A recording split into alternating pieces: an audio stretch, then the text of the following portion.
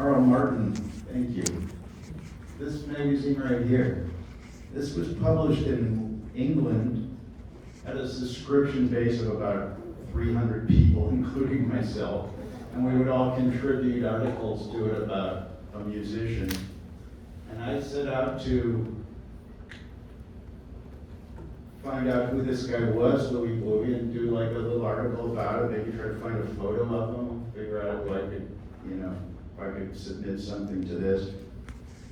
After about a couple of years of detective work, I tracked him down. He was still alive and he was living in Detroit.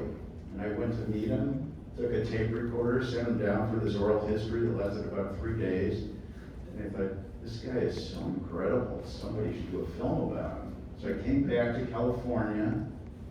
And at that point, you guys have to refresh my memory, because Frank and Vicki were working on a documentary film, right? Called Tools for Research. Wasn't I helping with that or trying to? You saw the screening, and I think you reacted to a pig being blowtorched to death. So it was a brutal film. But then you called me, then you called me about that. You were at that screening. Right.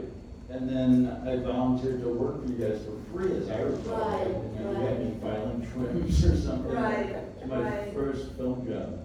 Yeah. Really brutal footage to work with. Yeah, that was horrifying. But then we went over to your house and you played those incredible records.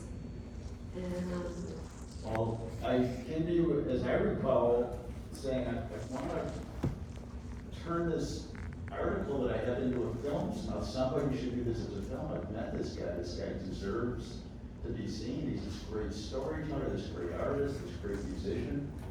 And how do I do it? And you guys sort of, I don't know, did we go and meet Les Blank or something? Try talking to him? I know we met with him at some point, and he wasn't interested. We showed him some photos, and I played him some music, and he's like, yeah, no. And then I sort of felt like I had to do this. I just had this obsession to do it. So you guys sort of guided me through the process. I don't know even where we started. Do you have any memory of it, Frank?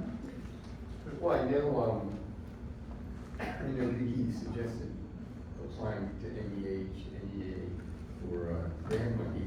And of course, Vicki was busy editing other films, so she knew all the folks at Monaco Labs who were willing to give us a break on costs.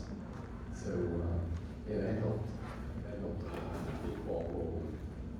And then, we met different people in the film community that were interested and willing to participate, and we brought them on board. So before you knew it, we had a crew and we were off to Chicago. We had a crew and I knew nothing about how to direct a film, so I sort of burned through my life savings the first week of shooting this footage and brought it back and put it on, gave it to Vicki and said, can you do anything with it? She said, well, it'd be good if you had a cutaway or something I could just edit with here, but you clearly know nothing about coverage, and no, I didn't. And, but at that point, you had the presence of mind to recommend Chris Lee, because we were going to go shoot in Tennessee, right? So. Oh yeah, we had, three of us had, gone to college together, and so, this is what we brought